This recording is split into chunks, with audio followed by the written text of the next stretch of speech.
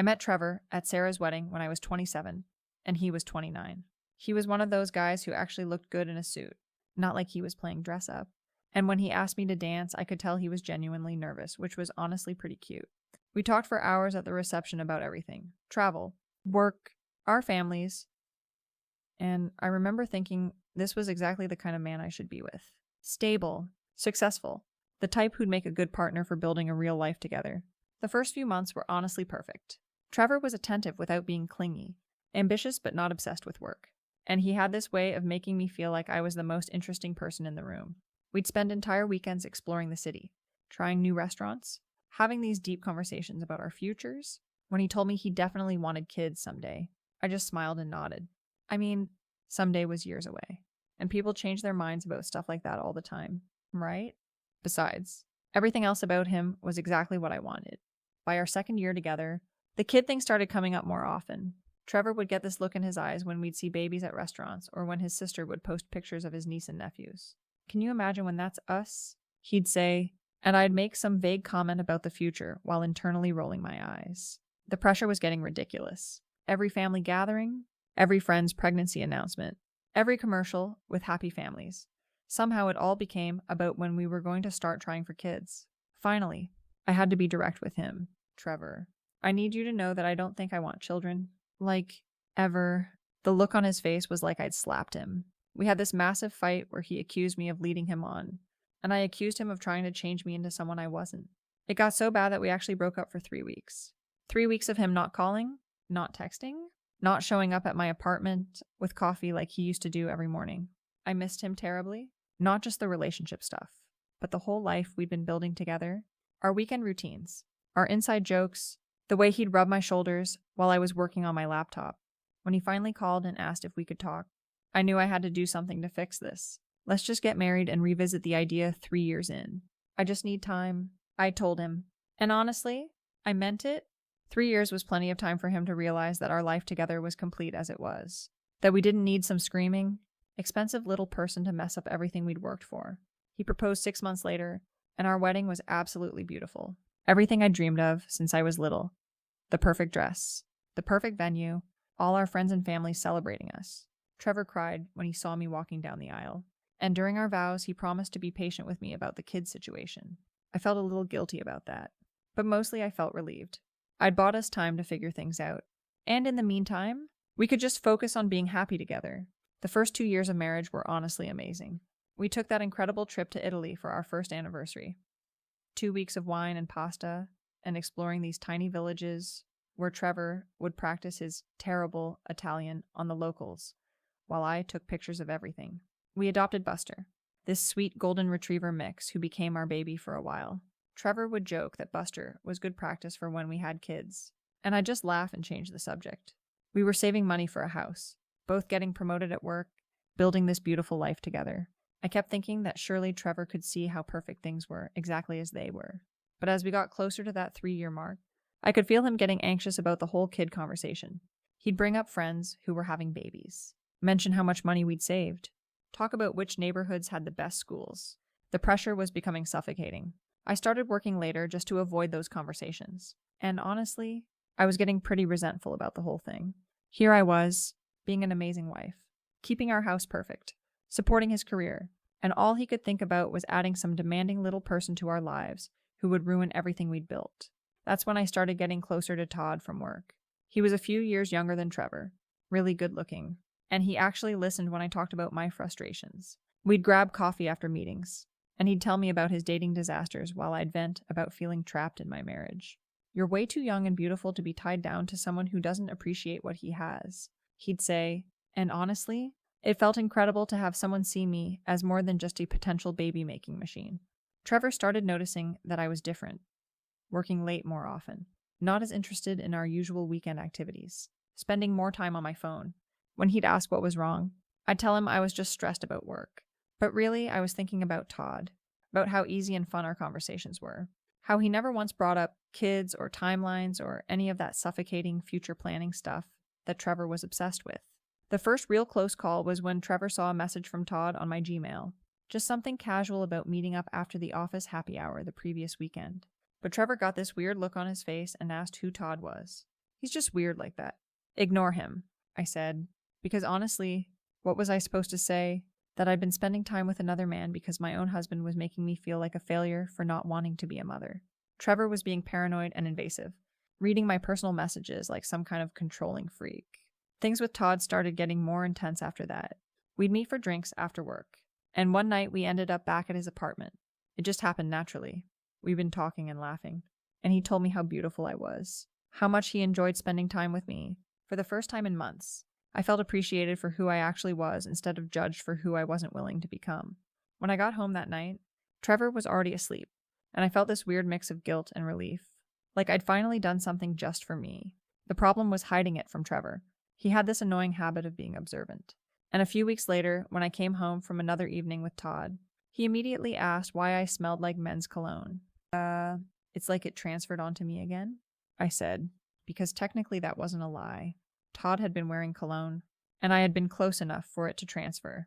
Trevor gave me this suspicious look but didn't push it, which honestly just proved that he knew something was off but was too scared to actually confront the real problems in our marriage. I started being more careful about my phone after that, keeping it with me all the time, changing my passwords. When Trevor asked why I was being so secretive, I told him he was being paranoid and that I just wanted some privacy, which was completely reasonable. Married people are still allowed to have personal space, and his constant monitoring was starting to feel really controlling and weird. But Trevor kept pushing. He'd ask about my work schedule, want to know why I was staying late so often, make comments about how distant I'd become.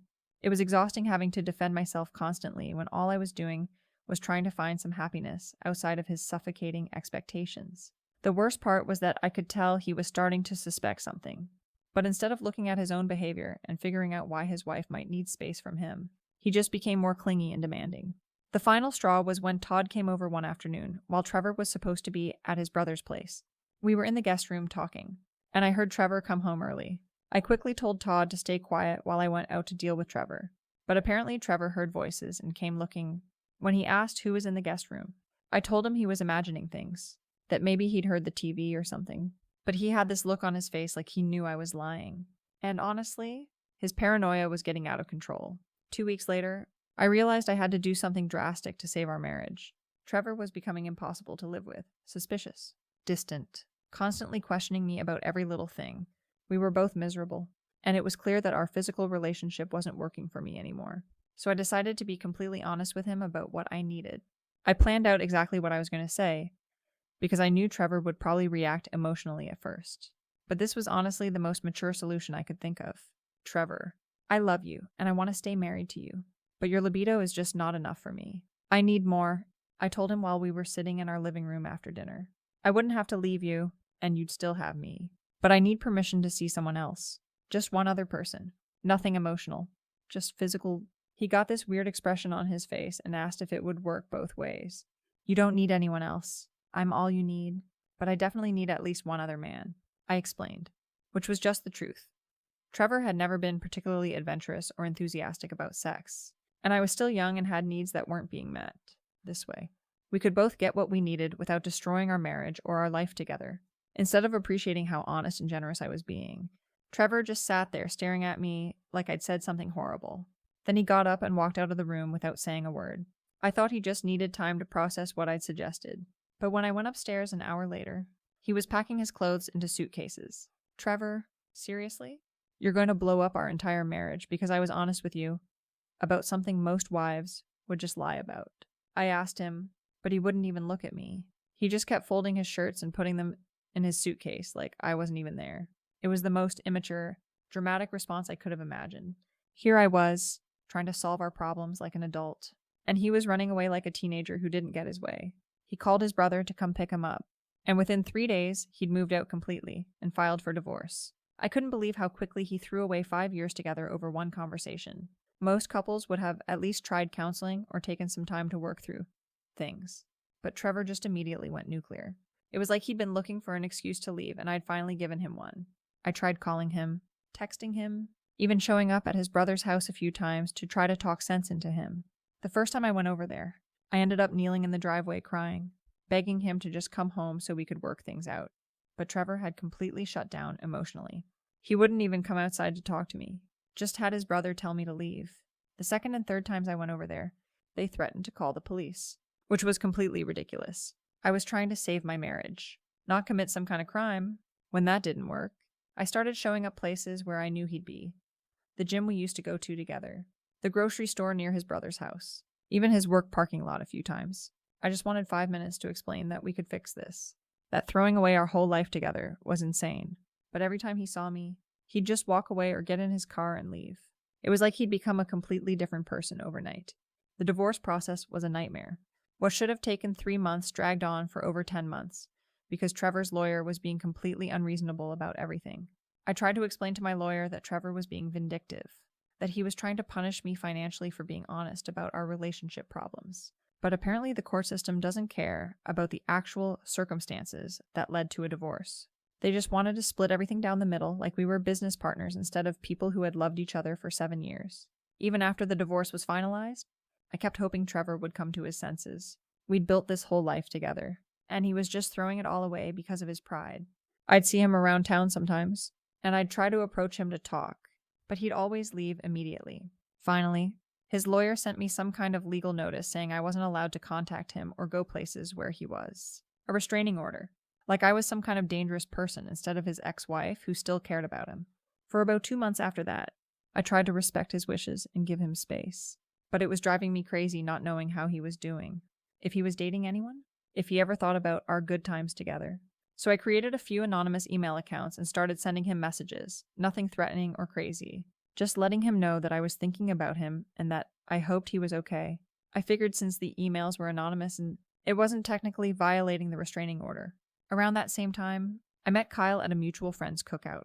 He was cute and funny, and when we started dating, I found out he actually knew Trevor through some of their mutual friends. It seemed like fate, finally.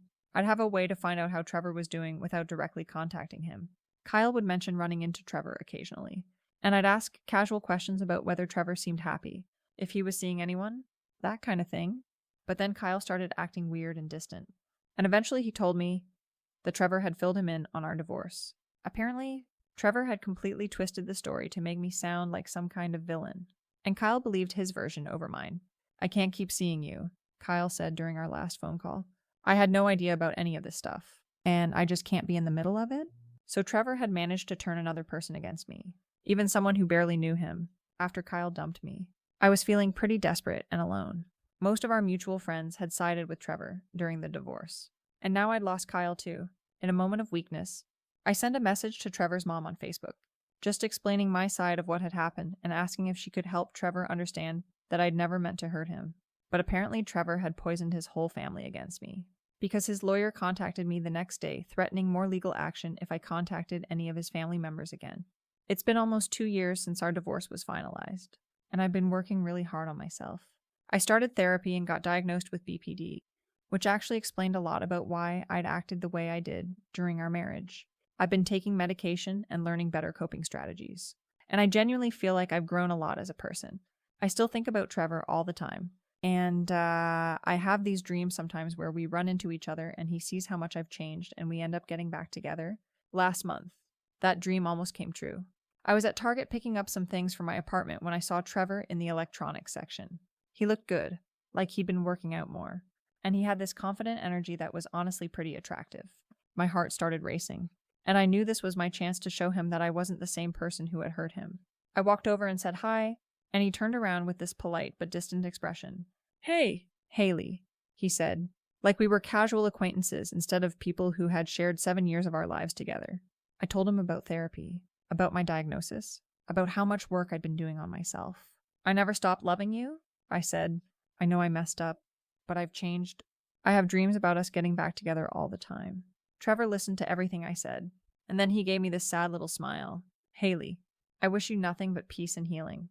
But I'm not that guy anymore, and we're not those people anymore. Take care."